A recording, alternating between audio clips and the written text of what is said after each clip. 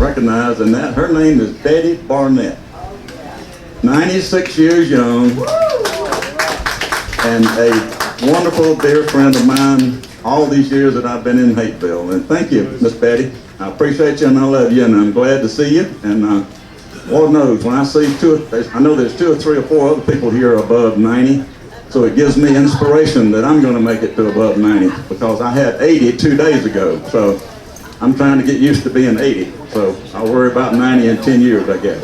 So we'll deal with it then. But anyway, I want to recognize my wife, Linda Poole. She is Linda Dowdy, class of 1967. And she and I have been cohabitating for 7 years now. And I'll tell you a little bit more about her story a little bit later. But she had a brother named Jimmy Dowdy, who was class of 63. I don't know if anybody remembers Jimmy. He had a very successful career with the Public Health Service as a pharmacist, and he's doing well. Lives on the north side of town.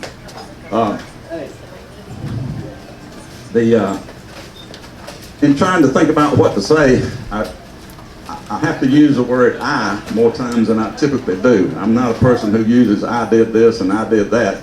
I try to say we, but in some of this story, it's not a we to it, it's an I to it. It's my story.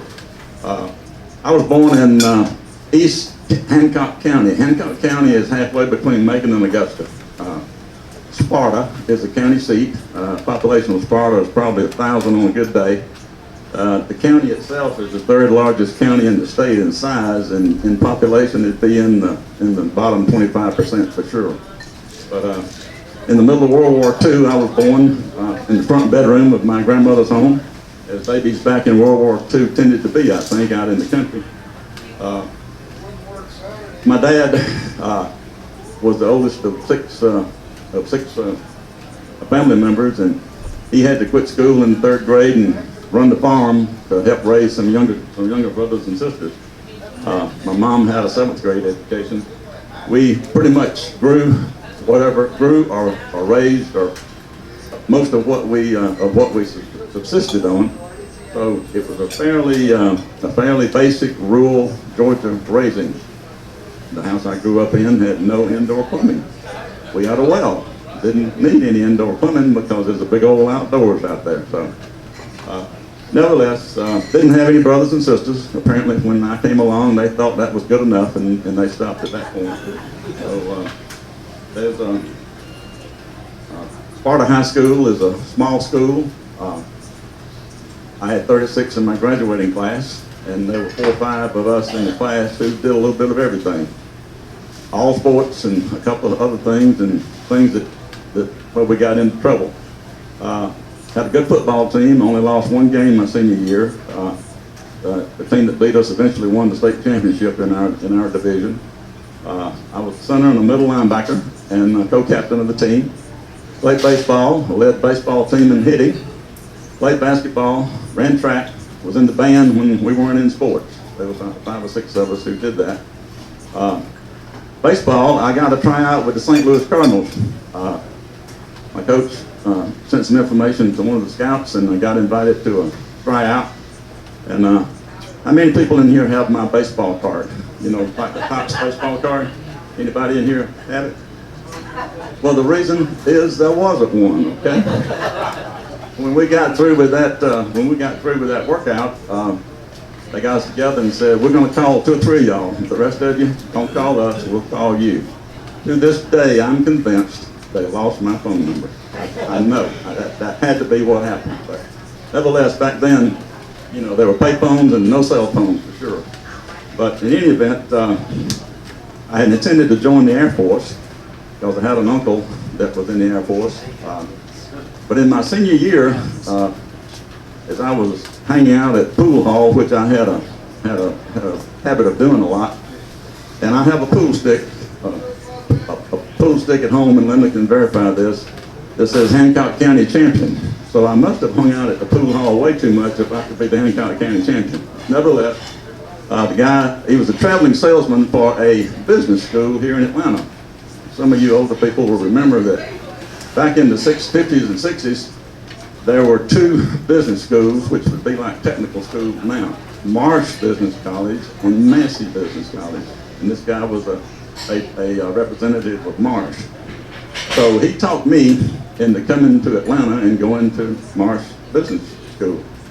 My parents said, well, you need to leave Hancock County, because if you stay in Hancock County, you're going to end up working on the highway for the state highway department, or you're going to end up working at the furniture factory for minimum wage, and you're better than that. So you need to go get an education. Didn't even take the SAT in high school. I was too busy working on winning the most athletic in my senior class. And of course, that hadn't paid me a whole lot over these years. Nevertheless, we came to Atlanta June the 19th of 1961, 3 weeks out of high school. My mother and my aunt dropped me off registered at Marsh Business College, dropped me off at a boarding house on Ponce de Leon and said, we'll see you this weekend, take the bus home. Well, I'd been to Atlanta twice before in my life, and the 2 freshman, Georgia Tech, Georgia freshman football games. Other than that, I had not been to Atlanta. So that was the beginning of my story in Atlanta. Marsh Business College, I went to school in the morning and got a job with a real estate company in the afternoon and worked late doing some other things. The guy who owned the real estate company said to me after a while, he said, you're smart enough to go to a real college. And I said, well, how do you recommend I do that? He says, well, my son-in-law goes to Georgia State College downtown. Georgia State has evening school, so you can work in the daytime, go to school at night. So I go down, figure out how to get into Georgia State, and they said, well, first of all, you got to take the SAT, and you got to make a grade high enough to get in. And I said, oh. Took the SAT, did not make high enough score to get into Georgia State. Went down, hat in hand, told my sad story to the Dean of Admissions, and he said, there's a way you can get in if you'll do it. Drive up to Southern Tech, take 2 college level courses, make a good grade, and you can transfer into Georgia State. I did it. I drove up to Marietta for a quarter, took 2 courses, studied my rear end off, made 2 A's in those 2 courses, went back down and speak to the Dean of Admissions, and he said, okay, I think I can get you in. That's how I got in Georgia State. Started in 1963, 4 years and 9 months later, because we were on the quota system then, I got a degree in accounting from Georgia State, and finished up in December of '67. I went ahead and entered the master's program in an attempt to avoid getting drafted. Well, some of you will remember that if you were taking full-time student for an undergraduate, you could get deferred, but a master's degree didn't help. So sure enough, I got my draft notice. I flunked the physical. That's a long story. I won't tell that story today, but I flunked the physical and didn't have to go to Vietnam. I would have gone. I didn't want to go, but if I had been drafted, I'd have been the best soldier they ever had, in my mind anyway. But I sure as heck didn't want to go. At that time, I was already married, had ideas of starting my own CPA firm and so forth.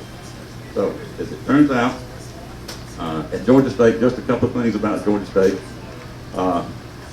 Georgia State's kind of the goose that laid the golden egg for me, because had I not been able to get the accounting degree at night school, I would have not been able to be a CPA and have a successful CPA firm and be successful in some other things.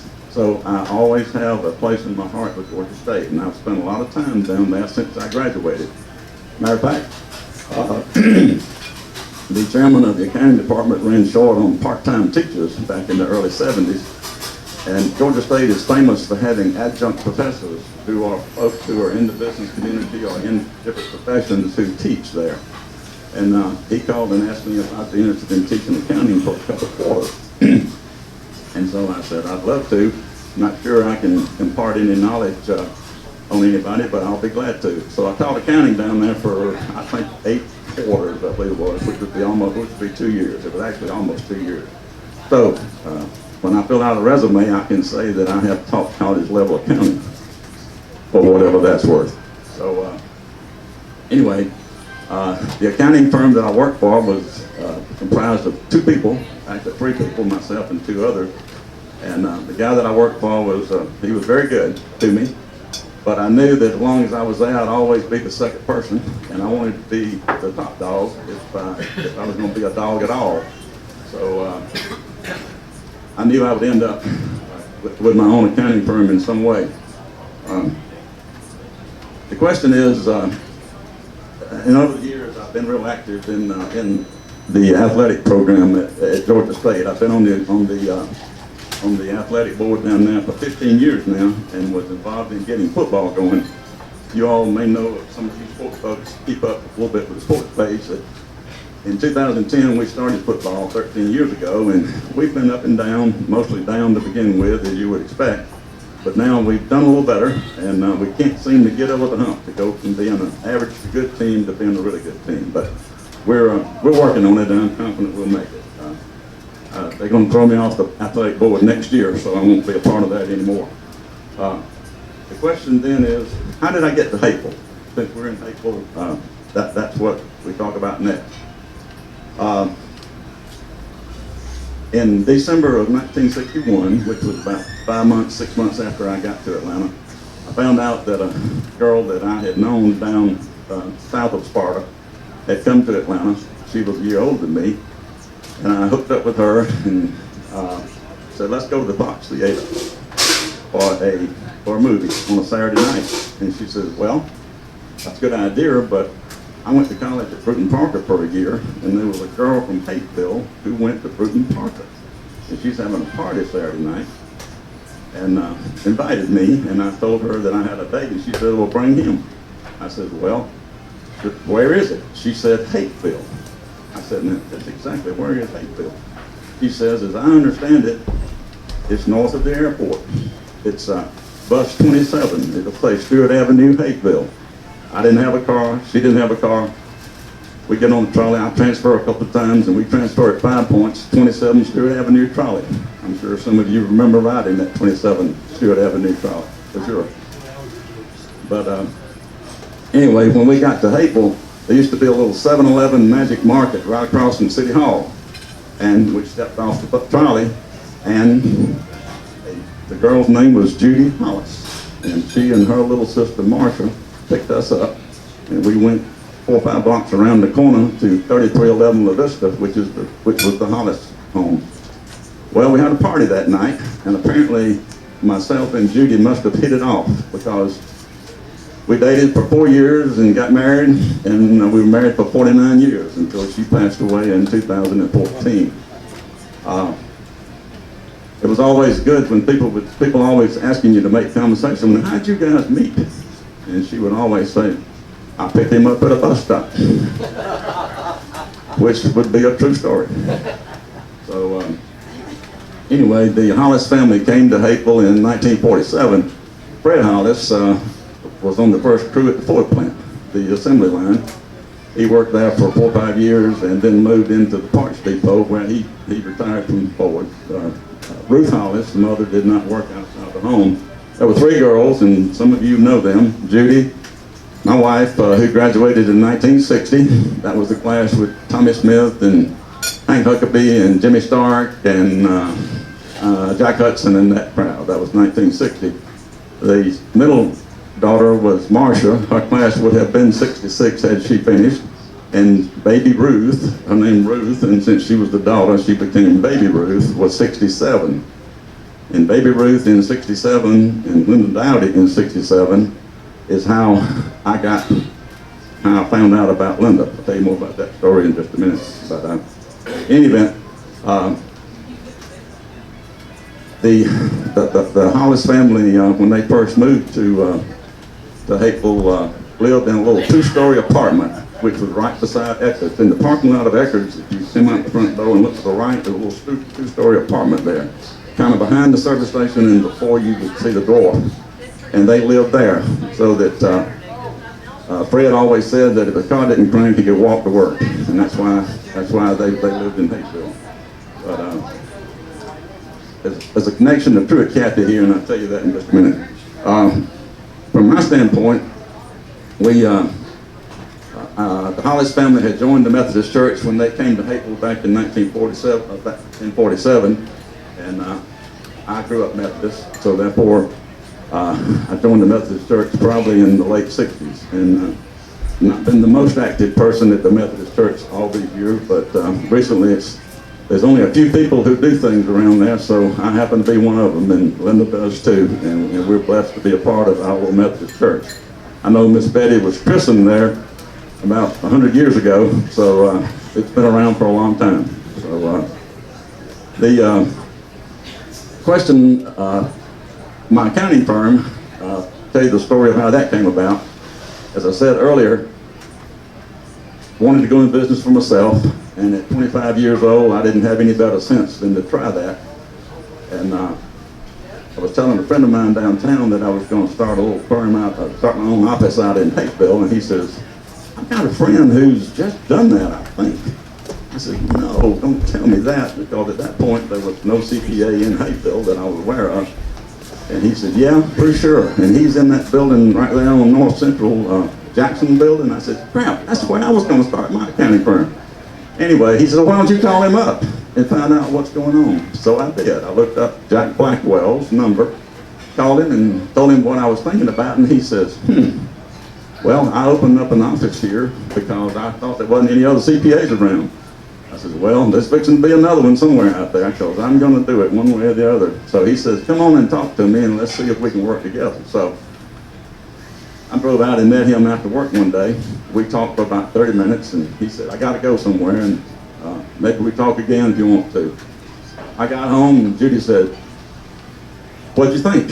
I said, "Well, it's a no-brainer. He's already got a telephone, he's got a part-time secretary, and he's got a little cubbyhole of an office in the Jackson building." I said, "It's just a no-brainer. We're doing business together. If it works, we're good. If it doesn't work, I've got it going." So weeks later, I called Jack again, and we talked for 30 minutes. And I've already decided that he's a guy that I can like. He was from Clio, Georgia, which is in Effingham County, which is just north of Savannah, on the Savannah River there. And you know, with all due respect to my partner, who I love, he was more country than I was, so I was very comfortable around him, no doubt about that. So we shook hands, and he said, "Well, what do you want to call the firm?" I said, "Well, you got here first. Why don't we call it Blackwell & Poole?" He says, "Good idea. Let's do it that way." So we shook hands, and on August 1st of '69, we became Blackwell & Poole. So everything went well. We were in the Jackson building for a couple of years. Then one day I was coming back from somewhere, and I noticed there was a sign on the building at the corner across from the post office, what the old bank building, some of you who are old enough to remember the old Citizens Bank of Hapeville building, on the corner there across from the post office. So I got to the office, I told Jack, I said, "There's a for sale sign on that building, let's take a look at it." He says, "Well, I don't know what we'll use for money, but if charm and good looks will work, then maybe that'll work for us." So turns out that Bob Cook, who is the guy who spoke to this group last time, or time before, Bob owned that building. He bought it speculating on it, and he had it longer than he needed to have it, and he needed to get rid of it. So he made us a deal like you wouldn't believe on that building. We didn't need much money. We just needed to sign a lot of paperwork. So, assuming loans, second loans, third loans, all of that. Bottom line is that we moved in there in about 1972, and CPA firm continued to grow, needed more space. We bought the little building next door. That's probably is Crystal's Bakery store. I'm not getting mixed up on which one was the bakery, which one was the shoe shop, and which one was whatever going down that little row of buildings there. But eventually we bought them all, and we used 4 of those little buildings, the corner and 3 others. So we laughingly said we had 4 front doors and 5 back doors, so there's no problem on getting out of there in case of fire, but it was a maze. Jack and I got along great. We were actually partners in the accounting firm for 20 years, and we owned real estate and did some other business stuff together for 35 years, and we never had a disagreement. Never had a disagreement. We always worked things out. Back in the mid-'80s, well, Jack had originally loved to do developing and building houses, and he was a construction type as much as he was a CPA. So we did a little bit of that together, but along in the mid-'80s, he says, "I don't want to be a CPA anymore. there's too many rules and too many regulations and too many changes. So in 1988, Jack said, I'm gonna leave and I'm gonna go do something else. So I got a couple of 3 younger people who were there to buy Jack's part of the building and his part of the firm. And we kept on going. But in about '89, we had a good year of growth, and we had the wild idea, why not, let's either build ourselves a building or move somewhere else, because using all these little storefronts there just didn't work. So I went to the city to find out if we could demolish the building and build another one. And they said, no, you can't do that because of setbacks and other various rules and regulations. So I got to thinking, why don't we put a second floor, a second story on that building, on those buildings? I found a contractor who had actually done that on a building in Tucker, Georgia. So the building now at the corner of South Fulton and South Central across from the post office, that gray building that's been there since 1991, we built it in '89, '90, and we moved in January of '91. There are pilings, beams, and that second floor is suspended above those old buildings. There are 3 of those old storefronts still underneath the north end of that building. We eventually knocked the ones underneath the south end out, and we used that downstairs. So that was sort of like the first urban development in Hapeville, I suppose, at that time. When we got the elevator for the permit for the elevator, the guy said, I haven't issued a permit for an elevator in Hapeville in about 10 or 15 years. So we thought we were something. We had the only new elevator in Hapeville. But in any event, the building served us well. After Jack left, the younger people came in. We ran our firm to where we were at.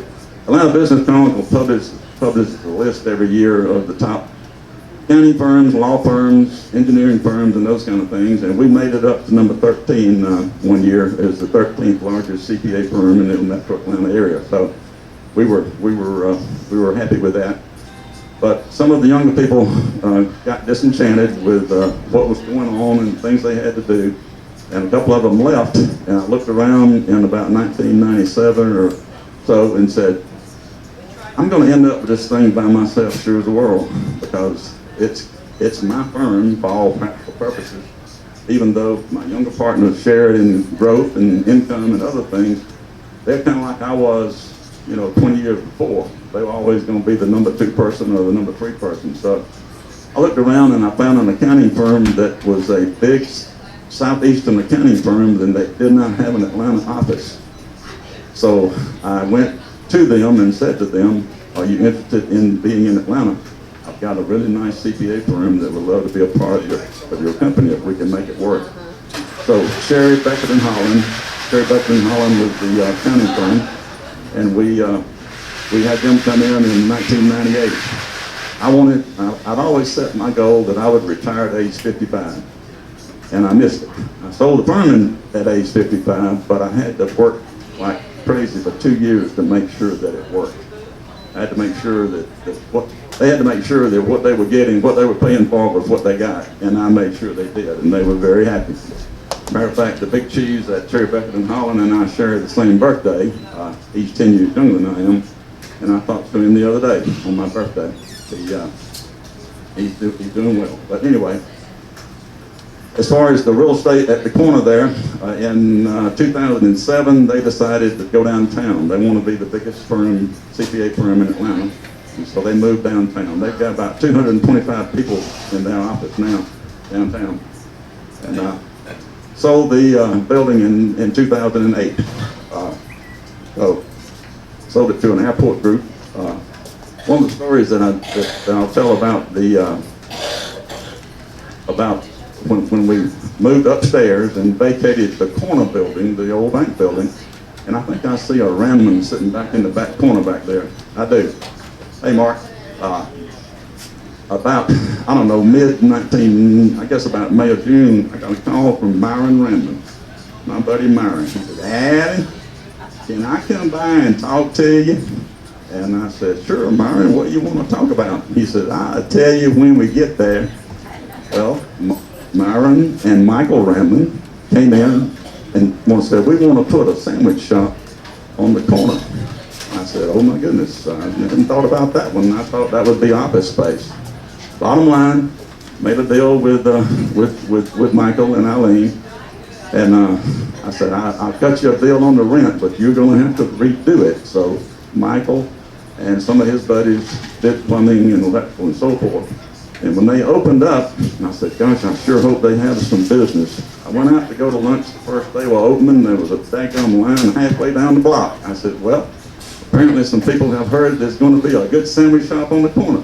So had a wonderful, wonderful relationship with Michael and Eileen, and they, of course, made some good food there, and I helped out there. I helped them out about 2 days a week, as did a lot of people.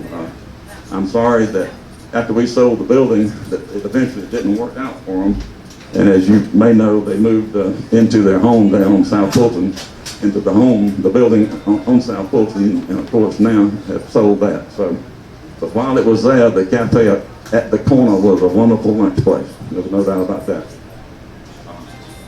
From a practical standpoint, that kind of takes me from Sparta to coming to Atlanta, to Morris Business College, to Georgia State, to getting in the CPA business, to coming to Hapeville, to opening Blackwell Pool. That's kind of my story of how I got to here. That was that our firm did the audit for the city of Hapeville. Blackwell Pool did the audit for the city, and so therefore I couldn't serve on any of the committees or have anything to do with the city because I wouldn't be independent as CPA taught. And when I retired in 2000 from the accounting firm, at age 57, they put me on the development authority, the Hapeville Development Authority, and I have been on that development authority all these years. After a year or so, became chairman of the development authority, and in fact, I think Scott Whitaker was on the development authority there for a year or two. Yeah. So anyway, the development authority has done a lot of good in that we served as the conduit to get people together. We bought properties that were blighted, and in turn sold them to individuals who then did good things with them, put them on the tax rolls, hopefully upgraded. Doing great, but I have to go to the doctor. Mark, did I make you sick? I'm sorry. No, I last a lot. I'll give my brother a report. Okay, thank you. Good stuff you said. All right, appreciate that. All right, okay. Anyway, the development authority serves as a conduit to get people together and get things done.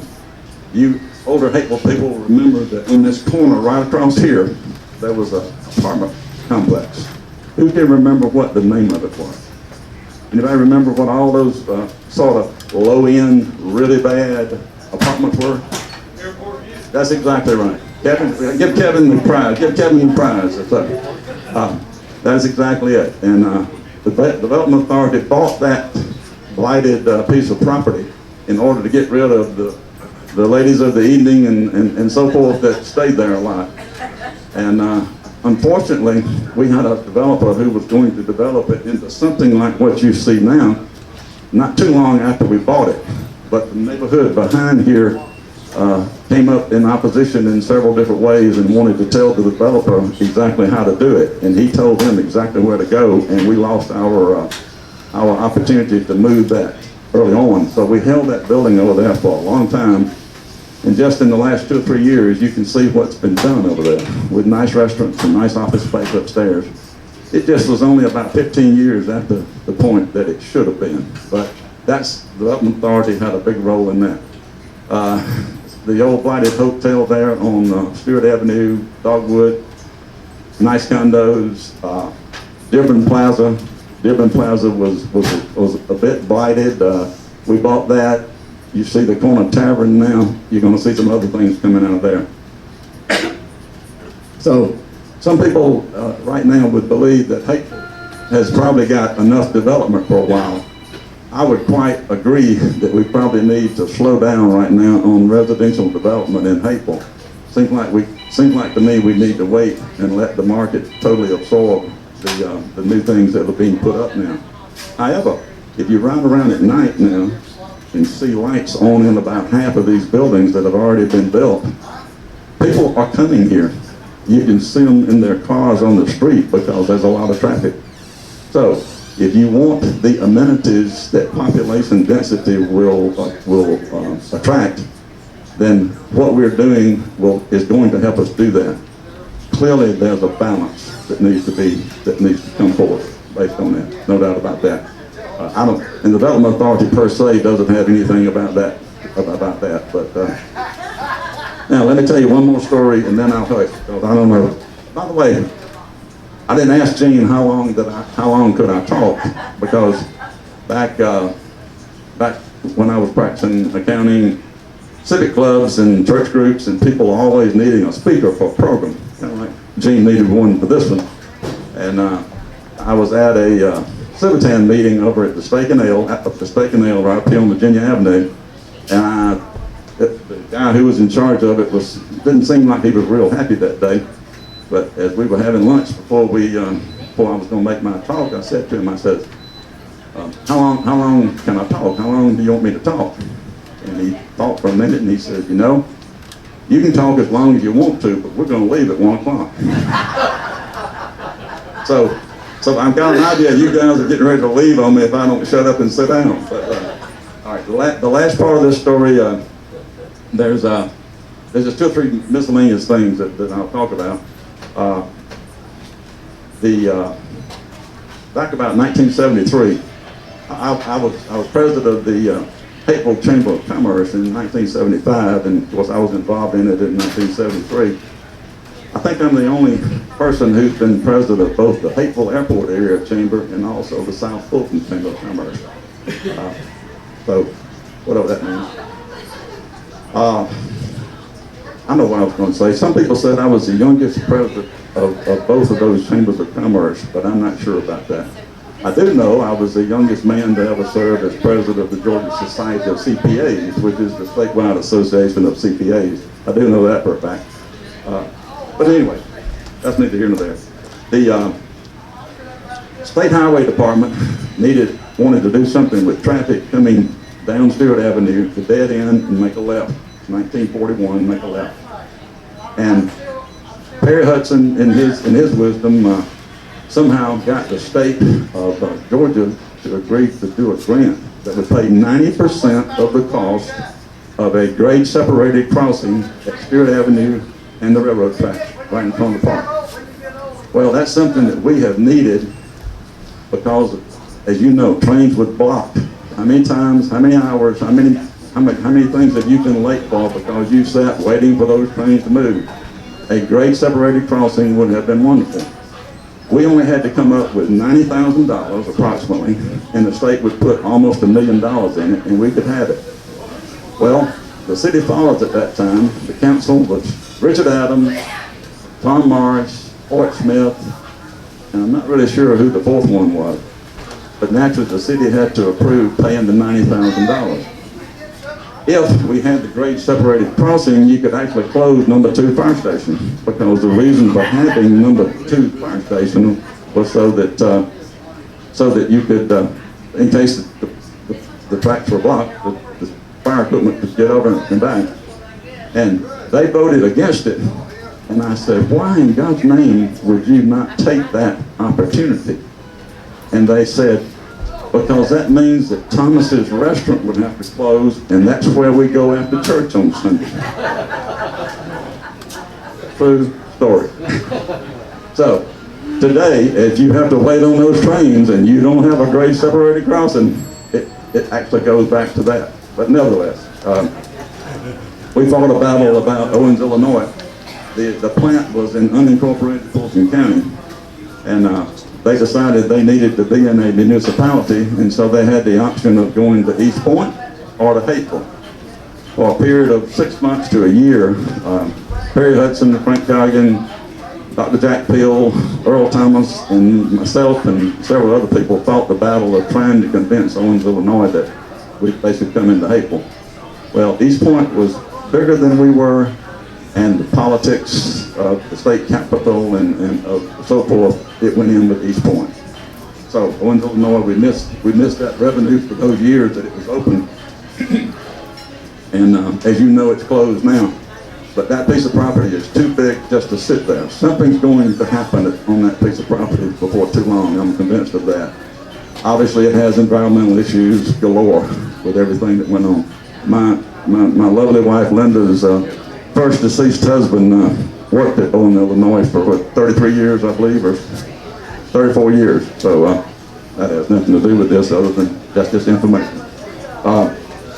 The Johnny's Pizza on the corner here, straight across, their website says it's the first Johnny's Pizza, and they have several hundred Johnny's Pizzas throughout the Southeast.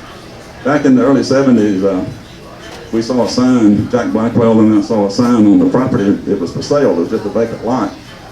So we looked at it, and a bank in Decatur apparently had pressure to get rid of it. They had more Oreo, Bob, they had more Oreo than they could deal with, and they had to unload that property. So we bought it with intention of putting an office building on it. Well, lo and behold, we got a call one day from Scott Allen, who's the main guy at Johnny's Pizza. They were up here just beyond Norman Berry Whipple, and when they expanded 85, it took them out of that strip center there. And they had to go somewhere. So we sold them that property. We decided that probably the city wasn't going to let us do what we wanted to do on that corner, so we sold it to Johnny's Pizza. So we always say that we had a role in the first Johnny's Pizza and a good business and good pizza in the city of Hapeville. Two more quick stories. I know you guys are leaving in a minute. A Truett Cathy story. You will remember that I told you that the Hollis family in 1947 moved into a little two-story apartment right beside the Dwarf House. Well, obviously, my deceased wife, Judy, and her family knew Truett Cathy very well because he was the chief cook and bottle washer at the Dwarf House in the beginning. And Judy always wanted extra pickle on her hamburgers. So all the years that I knew Truett, and I saw him fairly often, he would always ask me, does Judy still want extra pickle on her hamburgers? I said, yes, she does. And when I met Truett, when we moved into the Jackson building, the first day as I walk out my door, I see Truett walking down the hall ahead of me. He had opened a little office there in the Jackson building. And so as he and I used to always laugh, we always saw each other go into the restroom together, back and forth. So years later, at a Falcon football game, they went to playoffs or whatever, and I go into the restroom at halftime, and I look to my right, and standing at the one beside me is Truett Cathy. I said, Truett, well, we've come full circle. I first met you standing at the urinal, and I'm seeing you again now. So we used to always laugh about that. But anyway, Truett Cathy was as good as advertised. Whatever you heard about him, he was that good. He was a good guy, and I used to laugh and say, well, we started at the same time, almost, and when he started opening enclosed mall Chick-fil-A's, and I said, well, hey, we've got about 40 people in our firm, and Truett says, well, you know, we're hiring, we got 11,000 now, so I guess we kind of grew together. Last thing about my wife, I'm going to tell you, say the best to last. My wife, as I told you, I had a wonderful marriage to Judy. We chose not to have any kids. We were successful. We didn't. And from my standpoint of being in Hapeville, blessed in so many ways, but she got sick after extended illness. She died in 2014. And after a period of time, I had no family except for Marcia, her middle sister, and her oldest of her two sisters, and then baby Ruth, the youngest one. And I was visiting baby Ruth down in Sarasota and moping around, and she said, do you want to meet somebody? She felt like I needed to meet somebody. And I think she was afraid I was going to meet the wrong kind of person who she didn't have input on. So I said, yeah. She says, well, let me tell you about a girl that a friend of mine from high school, that I've reacquainted with her through Facebook and other things. And her name's Linda Dowdy. She's a good girl, and she's a pretty girl, and she's a good person. I says, is she on Facebook? Yes, because you just told me. Let me see her pictures. Well, I go on, she shows me on Facebook, Linda, and I said, wow. I said, put me in, coach, I'm ready to play. So, she calls Linda, tells Linda about me, and Linda agrees at some point we'll meet. Well, as I'm driving home from Sarasota, I said, hell, I'm 70 years old, I think I can call the lady and talk to her about somebody being a chaperone. So I called Linda and we exchanged pleasantries, and I said, let me buy your let me buy you lunch or whatever, so we can meet. And I said, you know, we can meet at Chick-fil-A or the McDonald's or wherever at lunchtime, so you won't think I'm a mugger or a rapist or a wild guy. And she said, oh, no, you can pick me up because you've got references. So if you have references, you don't have to go through worrying about things. See? So anyway, I knocked on her door at 9:30 on February the 2nd of 2015, and we went to the Cracker Barrel. If some of you who are Facebook friends with us know that the Cracker Barrel story, we go to the Cracker Barrel every February 2nd to commemorate. Well, we got engaged a year later on February 2nd, and then we got married in November of 16. And the other thing that Debbie said, but I got to tell you, I said, she said, Linda has lost 2 husbands. She's buried 2 husbands. I said, oh my gosh, has she been in jail? And she said, no, she hadn't been in jail. So anyway, and I don't laugh about her losing the 2 husbands, but that was a true statement when I asked her, has she been in jail? She said, no, she hadn't been in jail. But anyway, Linda and I are convinced that it's a God thing, that Baby Ruth hooked us up. We have been wonderfully compatible. We have been blessed beyond belief. And I thank God 28 times a day for everything, and I always mention Linda in about half of those things. So I just, so I've been married to 2 hateful women, and I also thank God that I had sense enough to leave Hancock County, and I thank God that I was able to come to Hapeville, first of all, to know the Hollis family, second of all, to start a business here, to know so many good people, some of you in this room. I'm just overwhelmed with my thankfulness, and it's a God thing. I'm convinced of that. So with that, I'll say thank you for letting me say this. I think I've probably talked way too long, but I do appreciate it. Have a good day.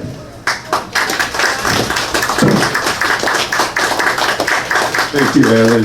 Be careful going down those steps, don't fall. Thank you, Linda. Bobby, are you ready, Bobby? Bobby's going to give our invocation, please. He's standing over there.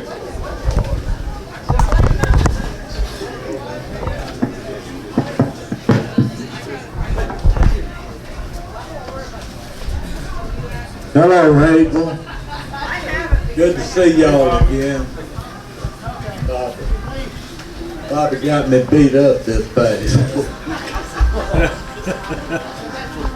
Listen, I want to tell you, I enjoyed college. And before we say a prayer, let's just think a minute about the armed forces, the men and women that protect us every day, the police department, the fire department. Let's think about the angels who they call nurses and first responders, that keep them in your prayers. Right now we need them, and they need us to pray for them. Our gracious Heavenly Father, we're thankful for this meeting. We're thankful for everyone here.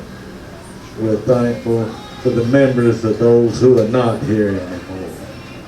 We ask that you would bless this meeting. We ask you to bless each home here. We ask that you bless this food, the nourishment of our body, and us to thy service. In Jesus' precious name we pray.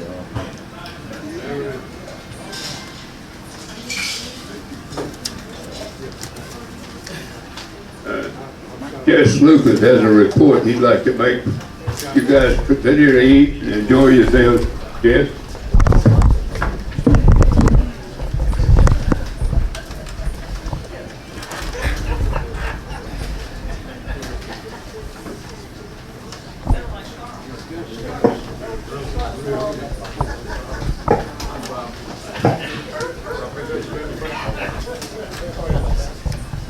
Is this on? Okay. Before I start, Alan reminded me of my Truett Cathy story, having to do with the Jackson building and everything. I was at the Dwarf going to Georgia State, and I was going to go in the evening, not the evening, but late in the afternoon, and I'm walking back toward Hapeville, and he's coming toward the Dwarf the other way. And I said, "How you doing, Truett?" He said, "Good, Jess, how you doing?" Now, let me say this first. Somewhere around 1957, 50, this, by the way, was right in the 60s, but around 55, 57, the Dwarf always had big slugs of beef that they chopped up, the same thing with potatoes and everything, and then all of a sudden he went to frozen. So we said that does it for them. So he is saying, "Jess, I'm really excited." I said, "Oh, really? What's going on?" He says, "We developed this process where we take chicken and put it under pressure, and we get all the bones out, and then we fry them, and we're going to market those." And I said, "That's fantastic. Good for you." So he walks on, and I'm walking over toward Hapeville and saying to myself, "Good luck with that. That's really going to work." By the way, I know I said it to myself, but at the time I meant it. How could that possibly work? Stick with the hamburgers. Okay, gotta go on to things that are not this way. First of all, let me just say about this. I have to scour mostly for, which I hate doing, for deaths. And so if anybody thinks of anybody, I may already have them. We had one today that I already had. But let me know. And also what I do, I sometimes go way back and find them. And some of the ones on here, it's been a couple of years since they passed away. So having said all that, Jerry Hope, class of 1958. Charles Gillespie, class of 1951. Daisy Jo Hammett Rickett, class of 1955.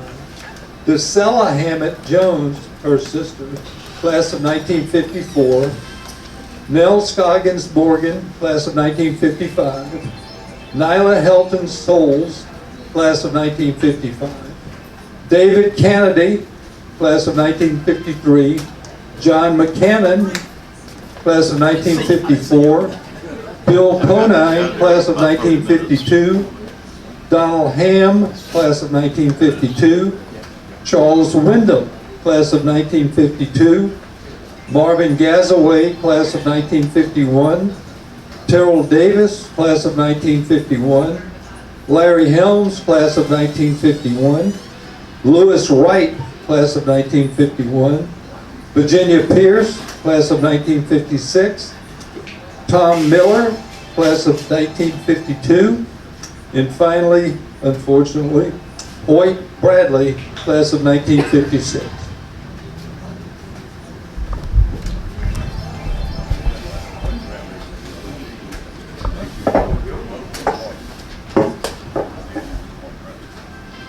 Thank you, Jess. Thank you, Jess. Anybody have any comments or any ideas for our meetings?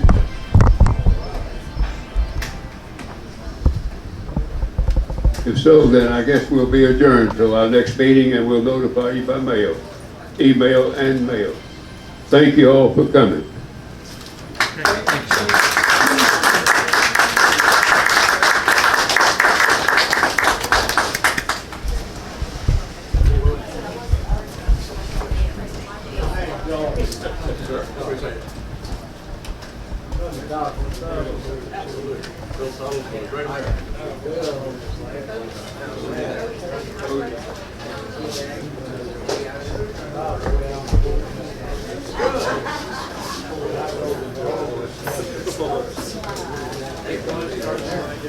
I appreciate that.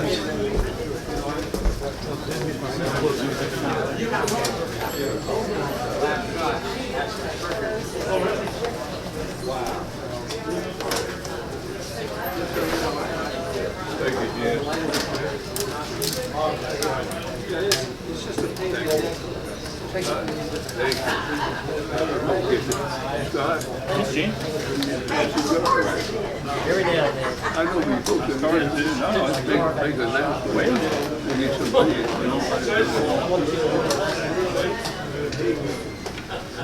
Just because it didn't announce it doesn't mean it didn't go around. Yeah. The stamps are $120. That's about all. How much do you usually get? Maybe 50 cents. That's okay, don't worry. So it didn't make it any further.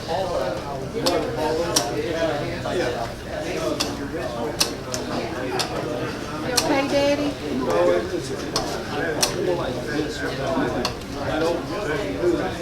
No.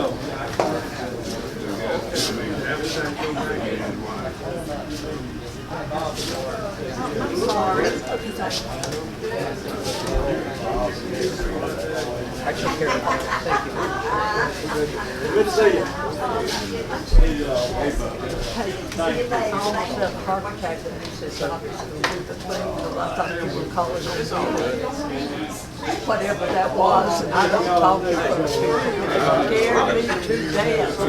I was so glad for the I don't like speaking in front of It's so good to see you. Good meeting, Mr. Gene. Thank you, Bobby. It's don't call again 2 times in a week. And I'm gonna get a rubber suit. She giving me for my birthday a rubber suit. She fussed at me because I didn't go to the doctor. Nice to meet you. Come back up. These sticks. Okay, you want to pay for their steak? You pay for their steak? You want to pay for their steak? Okay, Robert didn't know what it is. Bob would find that.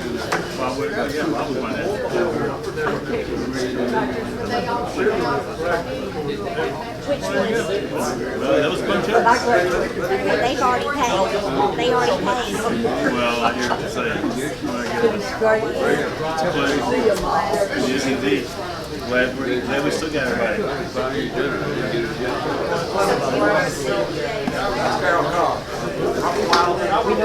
But I don't know where, but we do. His face looks very familiar. I know him from somewhere. Yeah, you never know. It might be for good. Thank you, Scott. You're welcome, Gene. Happy to have it. Thank you for inviting me.